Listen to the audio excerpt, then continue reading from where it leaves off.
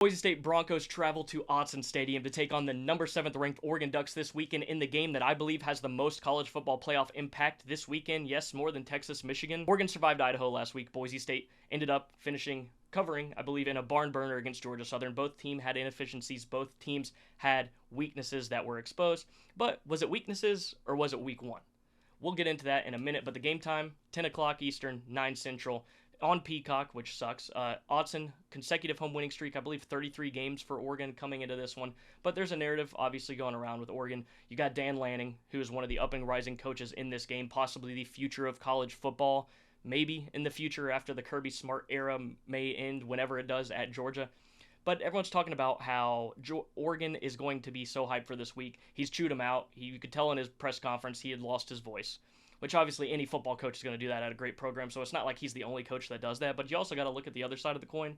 Boise State had a ton of inefficiencies. The defense was god-awful last week, which kind of resembled the year before, but also there were a lot of things that the coaches did that didn't help in week one, so I attribute a lot of this to week one woes from Oregon not being able to convert on third down, even with godlike stats from Gabriel, Genty putting up godlike stats as well. But let's just go ahead and say, getting into this game, both teams have motivation. Both teams have a huge platform here, from Genty to a Heisman campaign platform. Oregon hoping to not lose this game, even though it's a very respectable and insanely tough opponent to play. And then Boise State looking to catapult. This is your chance to shine, to show the committee, yes, in week two, all the way this early, that you're capable of making the college football playoff. It's going to come down to three things for Boise State. It's pretty simple. I don't think it's going to be Ashton Genty, because even if you do shut him down, sire gains exist, which is something that no one is really talking about. Boise State's got more than just Genty. Yes, I believe he's the best running back in the country. Dan Lanning says he's an NFL running back. But you have Sire Gaines, the 17-year-old who ran for 110 last week, had 3 catches for 44 yards, and a reception touchdown, and a rushing touchdown. So you got talent back there. It's not just going to be him. They're able to alternate him. Yes, he's going to get his, but you have to respect those backups. But we're going to walk away from the running game here for a minute. The main thing for Boise State first is going to be third downs, offensively, defensively. Second, explosive plays. Defensively, you cannot allow Oregon to get those, because Tez Johnson and Evan Stewart will cook you every time, regardless. Even if you're probably doing some of the right things, you cannot allow that to happen. And lastly, quarterback. If anyone's going to win the game, it's going to be him. So let's get into it. Last week, you were 7 for 11 on third downs. You're elite on third downs because you can get to third and short a lot.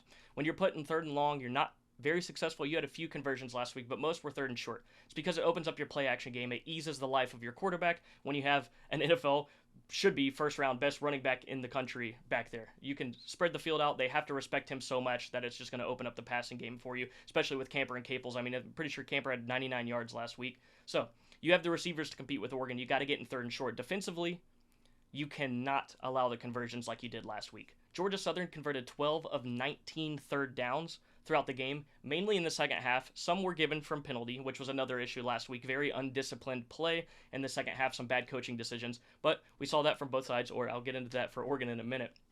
You got to get off the field on third down. You can't allow Oregon to sustain drives on you. If you can get them off quickly, if you let them keep going, they're going to eventually score. They have the most talent when you line these rosters up together. However, when you have your opportunities, you got to capitalize on them, especially when you're playing a team as fast and as talented as Oregon.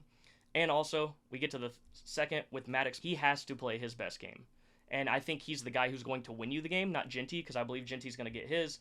And the O-line should be able to get pushed. Boise State's got one of the most cohesive offensive lines in the country. It's the best way to put it. They flow very well together. They're able to get insane openings for their running backs, which also it complements. You got to have a good running back. You got to have a good O-line.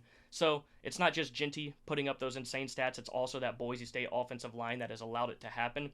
But Maddox, you're going to have to get those third and shorts, like I said, when they open up. But there's going to be times in this game where it's not going to happen, and he's going to have to step up and make a throw that he doesn't normally make. He's the kind of guy that leads your team. He's kind of like he'll assist. He's never having to take over and take the game-winning shot or anything like that. He gets the job done. He keeps the game clean. Obviously, that's another thing. No turnovers in this game like last week, but last week wasn't too bad. He still played really well. For him, you got to be able to step up and make those plays when called upon, because that will be the difference. You got to be able to probably throw your receivers open in some instances in this game. You're going to have to feed off of Oregon probably loading the box. They want you to beat them. They will try to corral Genty and do the best they can and allow him to probably get some yards, maybe a touchdown or two, and they'll live with that because they trust their offense. However, you're going to have to step up and make plays. I believe he can, but the biggest issue is coming off the edge for Oregon. They have the speed to get there around, and they can corral you and collapse the pocket and make it almost impossible. However, Maddox, just don't turn the ball over and have one or two, maybe three of those plays on a 3rd and long or like a 40-yard deep pass. You're going to have to step up and make one of those plays to ultimately separate this game. Now, for explosive plays for Boise State, Early and Benefield are going to have to step up tremendously with corner, with Tez Johnson and Evan Stewart, like I've already talked about. You're going to get burnt, and there's going to be situations in this game where it's just going to happen. You are outmatched talent-wise, but that doesn't mean you can't play up to that level. However, last week, if you play anything like that against these receivers, you're going to be done. If Oregon's offensive line holds up, but that's a whole nother conversation. You got to win 3rd down, put yourself in position to win this game, especially with your special teams, because as we know, basically the best special teams room in the country for Boise State. They can flip the field position if they need to. That's why I've seen a lot of people say if this is a low-scoring game, it favors Oregon, which I don't necessarily agree with, considering the special teams coming from Boise State. Their punter, Ferguson Reynolds, led D1 in punting average last season, 49.7 yards per punt, 55 punts. 23 of them were down inside the 20, and then Dalmas has 80 career field goals. He's on pace to break the NCAA record for field goals in her career. He's only 17 shy, which he should break this season. You got an insane team. Maddox, you got to control what you can control, but in the moment, you're going to have to step up and make one or two plays, and don't turn the ball over. This is a game where, like I've said, Gianti will get his, but Oregon will stay keying on him, and they're going to want you to beat him. That's the key. 3rd downs, offensively, defensively, explosive plays. Don't let them get behind you necessarily. And if you can get some push up front on the D-line, that should be huge, because if Oregon's offensive line is anything like it was last week, they gave up almost their entire amount of sacks they gave up the year prior last week to Idaho, and I believe you should be able to generate more pressure than they do. From Oregon's perspective, I mean, you have the talent, you have the dudes. Like, you have the better team, but this is not an easy out. Boise State can pull this upset, but it's not going to be easy. Oregon State should be able to win, but it's not going to be easy. Your O-line simply has to be better. You had 3 returning starters from one of the most elite offensive lines last year, and they looked like they had never played together last week. You gave up almost, like I've said, your sack total from 2023 in one game, and I believe 6 tackles for loss as well against Idaho. But the thing is, you should never, regardless of how good that FCS team is, I've seen people say, oh, they're going to be a playoff team, blah, blah. A team like Oregon that recruits the way you do against any FCS team should never give up that kind of push or leverage against an FCS defensive front. That's just my opinion. I could be wrong, but the talent acquisition that you have is up there with the elite. That should never happen. That's got to be better this week. The line of scrimmage has got to be clean. You're up there, like I've said, with the best, but you have to give Gabriel time. Last week, that's why he had those godlike numbers. You weren't able to convert the 3rd downs or 4th downs. You were getting pressured way too much. He wasn't able to throw the ball downfield to receivers you have that are elite. So, crucial for you as well, like I mentioned with Boise State, is a 3rd down. 7 for 16 last week, 1 for 3 on 4th down. Like I said, that's why you couldn't score. You outgained Idaho by almost 270 yards. Couldn't put up points, but that's last week. Communication was obviously one of the biggest issues I believe I noticed in their game last week. There was obviously disarray, mainly amongst the offense. The defense was completely fine last week for Oregon, so we can go ahead and get that out of the way. It's going to be tough for Boise State offensively, but they can get it done.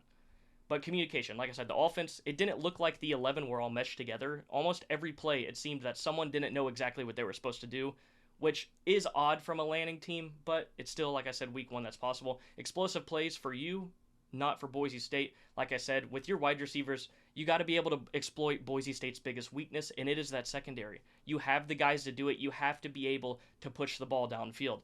I mean, you could make this a runaway. If you're able to do that, no matter how many points Boise State tries to score, if you're able to annihilate that secondary and give Dylan Gabriel time, it's really not going to be much of a fight. That's just the realism of situations like this. But and then defensively, you can't allow the holes, like I talked about with the offensive line for Boise State. You can't have those holes be made for Ginty. Derek Harmon and Jamari Caldwell, if you can stuff that middle defensively for Oregon, it's going to be tough. If you force Boise State to the outside, you have the speed to crowd them every time. You can shut down their drives, not allow them to generate long drives. Because if they get drives, let's say 8-9 plays, a good 3.5, 4 or 5 minute drive or even longer, that's going to benefit them. They keep your offense on the field. They want to limit the amount of possessions you have, considering how explosive you are and how soft their secondary is. You can't allow that to happen. You're going to win the speed game on the outside 9 times out of 10, clog the middle, and make Maddox beat you. And that's the key for Oregon in this game. For Ginty, this is your chance for the Heisman for Ashton Ginty. This is your moment, because You can have another game like last week 5 times throughout the year, but let's be honest, this is when all eyes are on you from the East Coast to the West Coast. All those Heisman voters that are, one, too old to be voting anyways, that fall asleep before 6 o'clock, and don't watch games past west farther than Kentucky unless it's like USC in a bowl game so they can criticize them. This is the time they're going to be watching you, maybe. I mean, it is still late, but half these people just box score watch that vote for awards now. But with the Heisman, it's kind of been perverted as well. It's no longer necessarily the best player. Sometimes it is the best storyline, the best player on the best team. So with Ginty, with this game, you have the storyline. Non-conference home winning streak for Oregon, 33 games. You're a double-digit underdog in the game. I believe Oregon's favored by 20. It's one of the toughest environments in the country. It's pretty equivalent, the best thing you can find on the West Coast to an SEC environment. Oregon fans are some of the best in the country, so it's going to be tough. But if you go out there, you don't necessarily have to do what you did last week. Pop off 142, maybe 3 touchdowns. Your name's going to be popping more than a firecracker on the 4th of July. You have yourself positioned to take over the Heisman if you can do that this game. Even necessarily in a loss, which is another thing you can talk about Boise State for the college football playoff. Come out here in this game. Don't let it be a blowout because you can still get that 12 seed and winning your conference with a close game. This is a resume builder even in a close loss. That's what they can afford. Oregon, not necessarily. But for me, I wouldn't judge Oregon for a loss in this game because it is Boise State. For as much as everyone talks up Boise State, they would tear down Oregon next week just for clicks and views to be able to get onto them. But you still have to respect a team like Boise State. Whoever wins, this is a huge win on your schedule regardless. Boise State, like I said, a good loss is possible. But for Oregon, I'm not going to judge you unless you got completely blown out and it was almost like last week. Then there's bigger issues at hand than just losing to any opponent. But Boise State's always the team that everyone tells you to watch out for.